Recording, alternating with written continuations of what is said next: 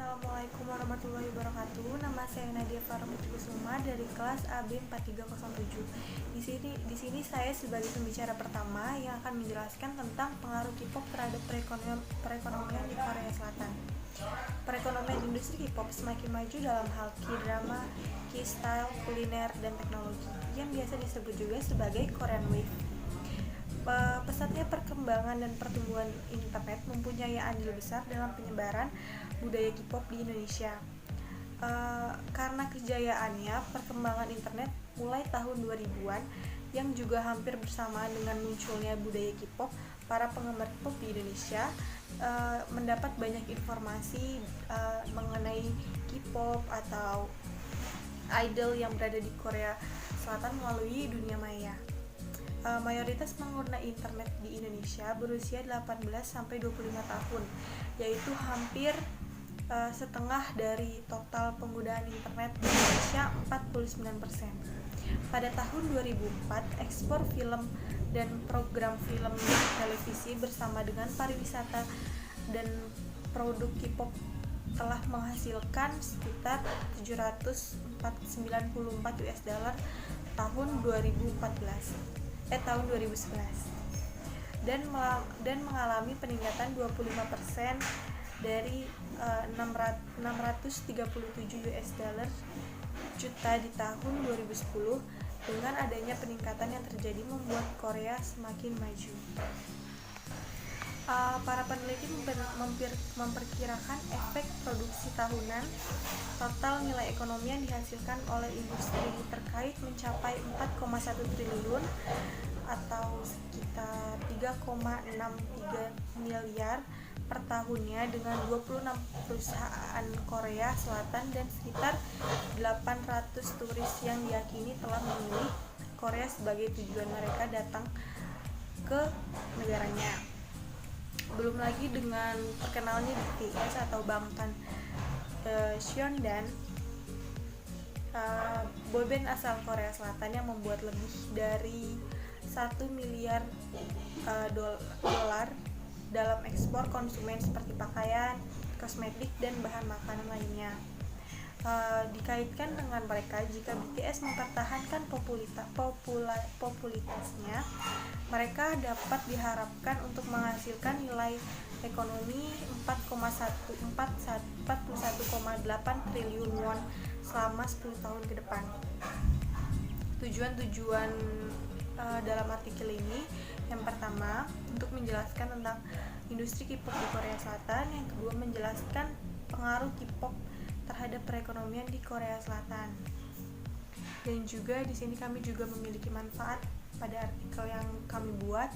Yang pertama memberikan informasi tentang perindustrian K-pop yang terjadi di Korea Selatan. Yang kedua mengetahui strategi yang meningkatkan perekonomian di Korea Selatan. Sekian.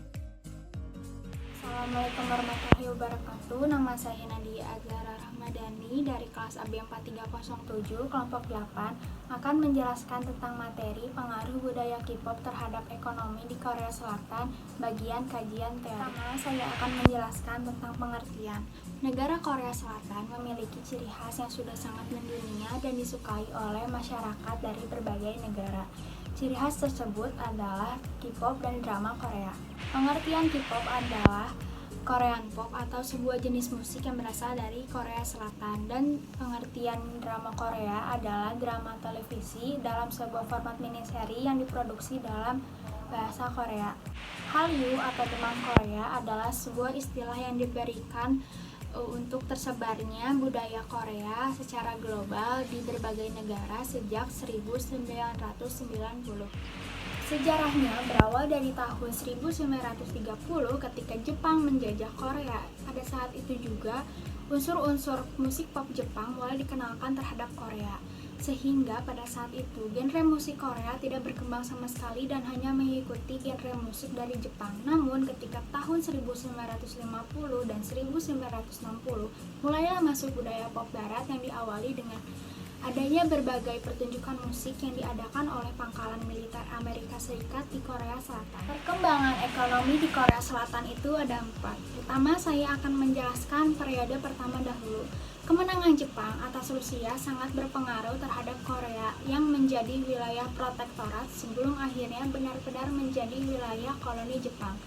Nasionalisme muncul didorong oleh akibat adanya kebijakan koloni Jepang yang menggunakan slogan Nisseniwa atau yang artinya harmoni antara Jepang dan Korea. Pada saat itu, penduduk Korea sangat mengalami pemaksaan asimilasi budaya Jepang. Berakhirnya kolonialisme Jepang pada tahun 1945 telah menciptakan sistem ekonomi yang terstruktur, industri yang lebih maju di bagian utara, dan sistem pertanian yang lebih maju. Periode kedua terjadi pada saat Perang Dingin, yaitu terjadinya partisi antara Korea Selatan dan Korea Utara di semenanjung Korea. Setelah partisi, keadaan Korea Selatan sangat miskin karena industri dan lahan pertanian yang telah dibangun berada di wilayah utara.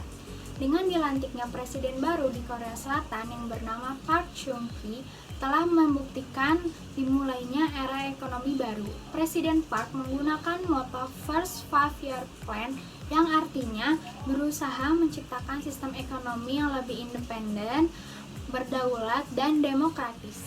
Periode ketiga terjadi krisis ekonomi pada tahun 1980 serta kasus pembunuhan Presiden Park pada tahun 1979 telah membuat Korea Selatan mengalami lonjakan harga minyak yang menyebabkan inflasi dalam negeri serta hutang luar negeri kepada Jepang yang digunakan untuk pembangunan pada masa Presiden Park.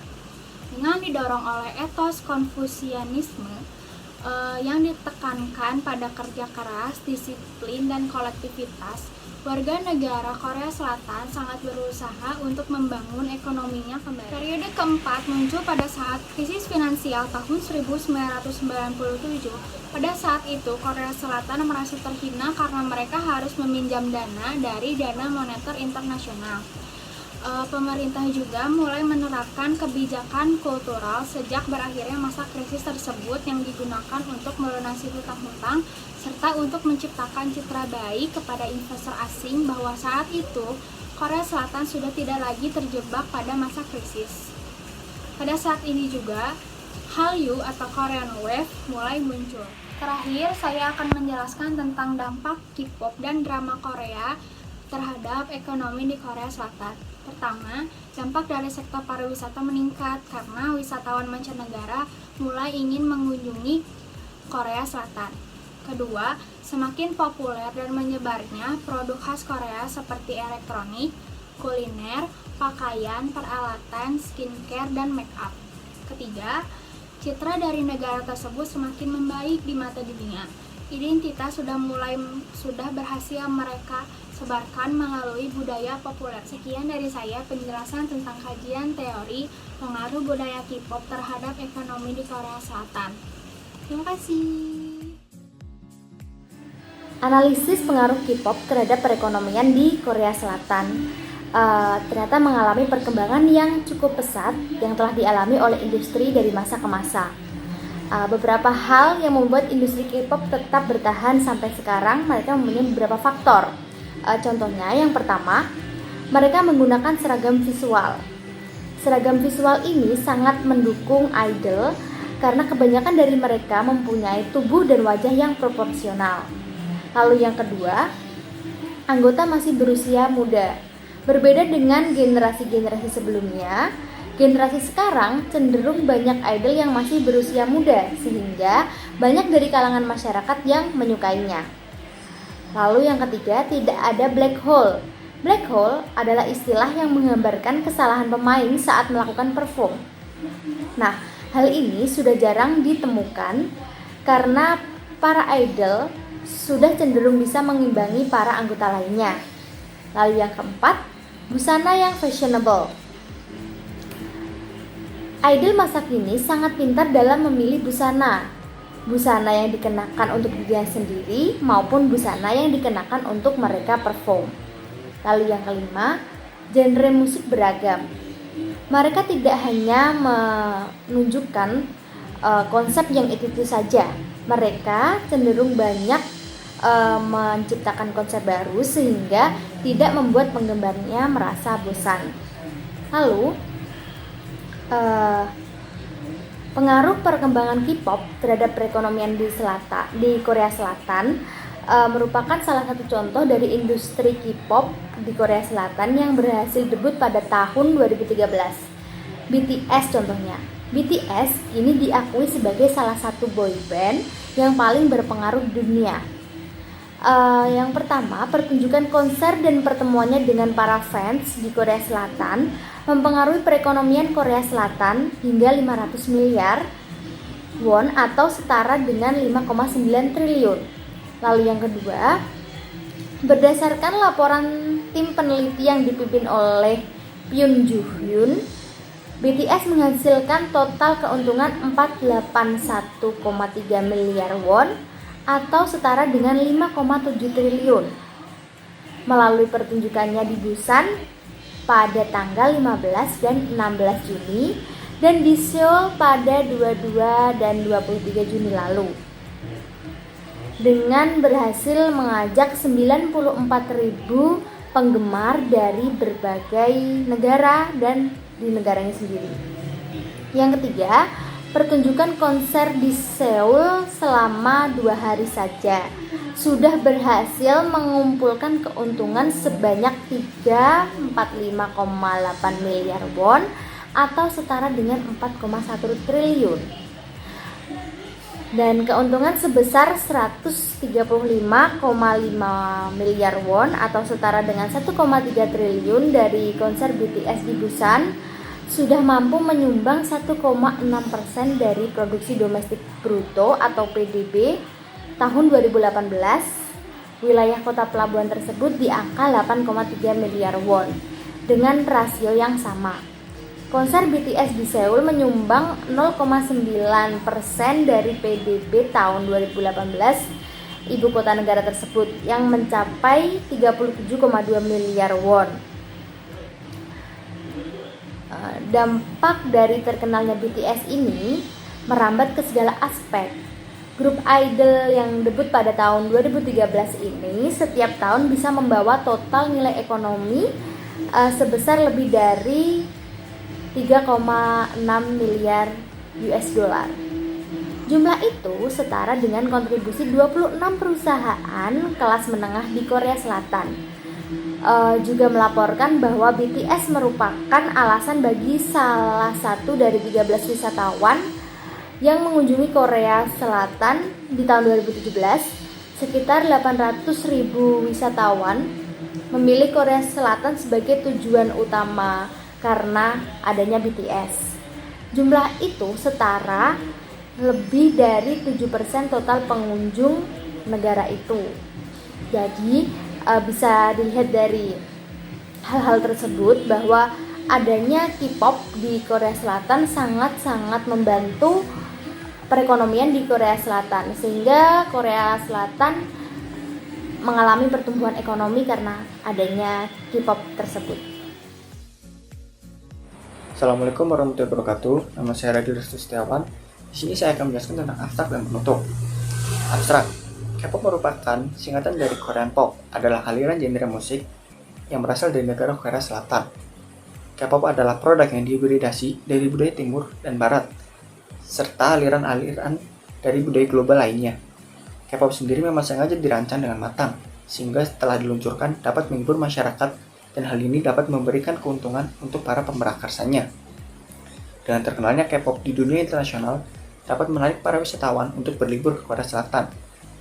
Mereka datang ke Korea Selatan untuk melihat tempat-tempat yang pernah didatangi oleh para idolnya, ataupun untuk datang untuk melihat konser.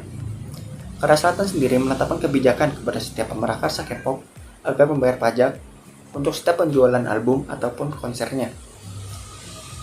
Tujuan penulisan makalah ini ditujukan untuk mengetahui apa pengaruh perkembangan K-pop terhadap perekonomian Korea Selatan. Metode penulisan yang dilakukan adalah studi pustaka. Metode ini dilakukan dengan menyusun sebuah artikel dan dengan menghimpun informasi yang berkaitan dengan objek penelitian. Lalu ada penutup. Yang pertama adalah simpulan. Berdasarkan hasil penelitian dan pembahasan dari makalah yang berjudul Pengaruh K-pop terhadap perkembangan perekonomian Korea Selatan, maka dapat ditarik beberapa kesimpulan seperti berikut. Yang pertama, musik adalah bahasa universal. Dengan berkembangnya K-pop, istilah musik bahasa universal menjadi terbukti. Lagu yang dinyanyikan dengan menggunakan bahasa Korea buktinya dapat terkenal secara internasional di dunia dan dapat didengar oleh para negara-negara ataupun masyarakat-masyarakat yang tidak menggunakan bahasa Korea. Yang kedua, pemerintah Korea Selatan sendiri sangat menghargai para pemrakarsa K-pop dengan menghadirkan kebijakan-kebijakan yang mendukung K-pop ataupun budaya lainnya. Yang ketiga, kemajuan perekonomian Korea Selatan bukan hanya diciptakan melalui bisnis ataupun perusahaan saja. Dengan memanfaatkan budaya ataupun musik-musik yang ada di Korea Selatan, mereka dapat mendapatkan pundi-pundi uang untuk negaranya. Lalu ada saran. Dari beberapa kesimpulan hasil penelitian dan pembahasan, maka penulis mengajukan beberapa saran seperti berikut. Yang pertama, pemerintah Indonesia harusnya lebih perhatian terhadap para musisi dan industri musik di Indonesia. Yang kedua, menguatnya kekuatan politik dan kekuatan perekonomian Korea Selatan melalui budaya Hallyu dapat menjadi acuan bagi kita untuk mengembangkan budaya-budaya lokal yang menarik agar dapat diperkenalkan bagi generasi muda ataupun ke dunia. Sekian dari saya. Wassalamualaikum warahmatullahi wabarakatuh.